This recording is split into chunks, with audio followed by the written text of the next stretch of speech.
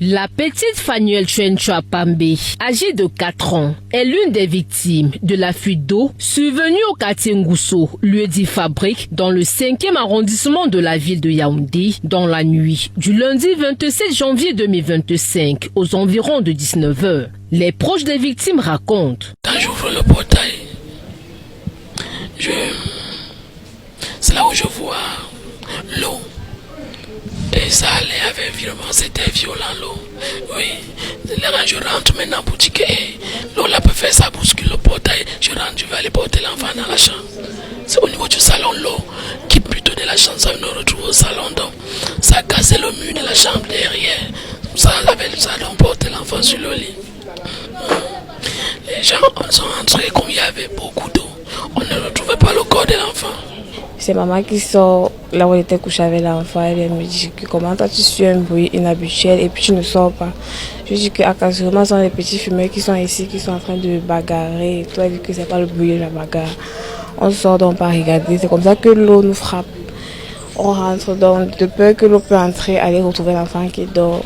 Au temps d'arriver ici, c'est comme ça qu'on voit que l'eau est déjà au milieu du salon. Il n'y avait pas moyen d'entrer. Les conséquences de cette pression sont encore visibles dans les domiciles. À un jeu de pierre de là, toujours au lieu dit Fabrique Ngousso, la route qui conduit à l'hôpital général est coupée. Ici, l'on peut apercevoir de gros engins et techniciens à pied d'œuvre. Ce tuyau de 2,5 mètres qui a cédé était enfui dans le sol et présentait déjà des failles à printemps. Selon le bilan, 2 pertes en vie humaine sont enregistrées, des dégâts matériels importants. Il y a eu des morts.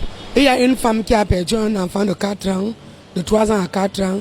Et il y a une jeune fille étudiante qui est morte de 24 ans. Elle s'appelait Rachida. Rachida 237 dans son compte TikTok. Qu'on connaissait nous tous ici en bas. Il y a une maman qui s'est fait partir aussi dans le même cours d'eau. Et en fait, c'est un problème d'eau même qu'on pleure depuis près de 6 mois qui avait fuite. Parce que les maisons en bas étaient inondées, donc l'eau passait par le sol. Et ça fait depuis 3 mois que ça coulait sur la surface. On s'était plein fatigué à la CDM, mais personne ne venait. J'ai vu comme si on avait ouvert un barrage d'eau. L'eau venait avec une force, une mauvaise pression.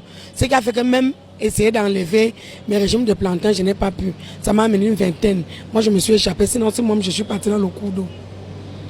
C'était vraiment affreux. La scène attire des curieux. Difficile de circuler pour des engins de 2 ou 4 roues. Et les éléments du commissariat central numéro 1 du 18e de Ngousso tentent tant bien que mal de réguler le passage. Les piétons sont obligés d'emprunter les couloirs pour vaquer à leurs occupations. Au moment où nous quittions les lieux, le secrétaire général du ministère de l'eau et de l'énergie, accompagné d'une délégation, évaluait les dégâts sur le terrain.